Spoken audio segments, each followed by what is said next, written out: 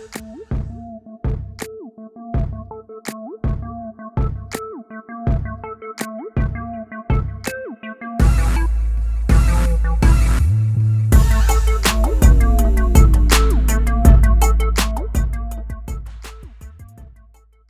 everybody, thank you for watching my video on physics.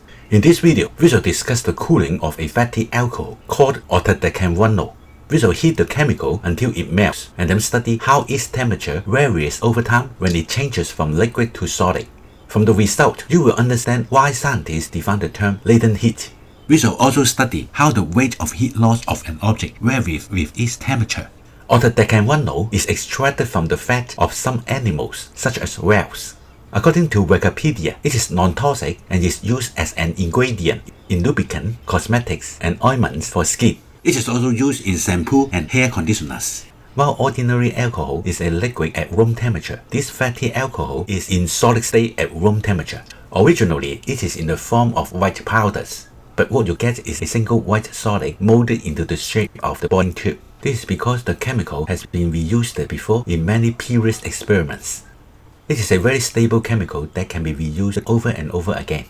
This chemical is similar to wax, which can be melted and heated. However, it is better than wax because it is non-flammable, meaning that it will not catch fire easily. Yet, when performing this experiment, care must be taken in using the Bunsen burner and in handling hot substances. Students must wear goggles and gloves when performing this experiment. In this demonstration, I shall use a temperature sensor connected to a computer through a data logger. I shall also use a beaker of water and a Bunsen burner to form a hot water bath. Firstly, put the boiling tube with the solid octadecanoate into the beaker. Heat the water until it boils. Wait until all the fatty alcohol melts. You can see that it changes from a white solid into a clear liquid.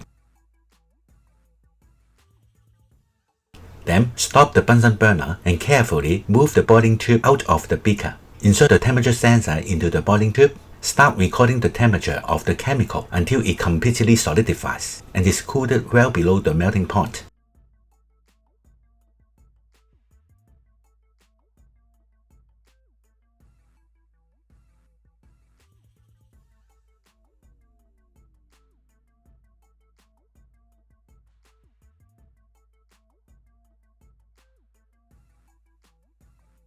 The computer screen shows the cooling curve of the fatty alcohol. Notice that the temperature falls quickly initially, but then it stays constant for several minutes. During this time interval, the liquid changes into solid gradually. It is a mixture of solid and liquid. When the chemical turns white completely, its temperature starts to fall again. In summary, when freezing occurs, the temperature stays constant. From the result, the melting point of octadecanoate is about 56.9 degrees Celsius. Experiment shows that the temperature at which melting occurs and the temperature at which freezing occurs are the same.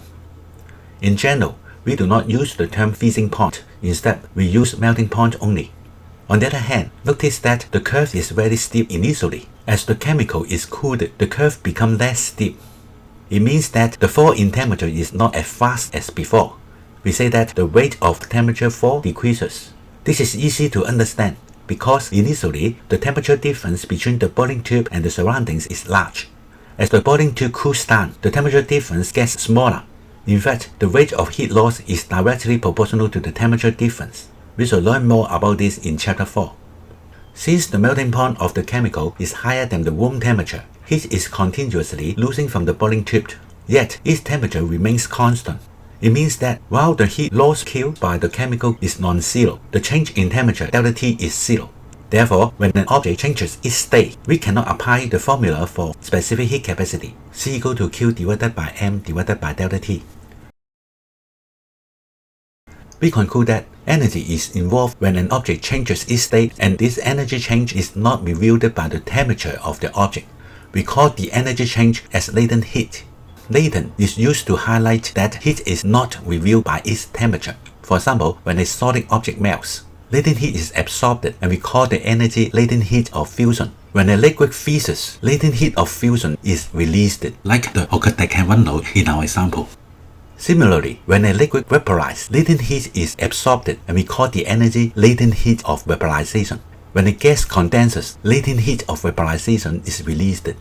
When ice is put into a beaker of water, the temperature will fall to 0 degrees Celsius. This temperature will stay constant while the ice is melting. During this time interval, the beaker is absorbing energy from the surroundings. The absorbed energy becomes the latent heat of fusion of ice. After all the ice is melted, the temperature will start to increase. If we heat the beaker continuously by a Bunsen burner, the water temperature will rise steadily until it starts to boil. When the water boils, its temperature will stay constant at 100 degrees Celsius. The energy gained by the water does not cause further increase in temperature. Instead, it becomes the latent heat of vaporization of water. In summary, when an object's state of matter changes, it may absorb or release energy without a change in temperature. The energy transfer is called latent heat. The definition for latent heat is: latent heat is the energy transferred when an object changes its state without a change in temperature. Question: can you describe how the motion of the molecule changes as the liquid solidifies? How does the kinetic energy of the molecule changes in the process of freezing? Be the first to write your answer in the comments below. You are welcome to comment on the answers of other people. I hope this video can help you understand more about latent heat of fusion and latent heat of vaporization. Thank you.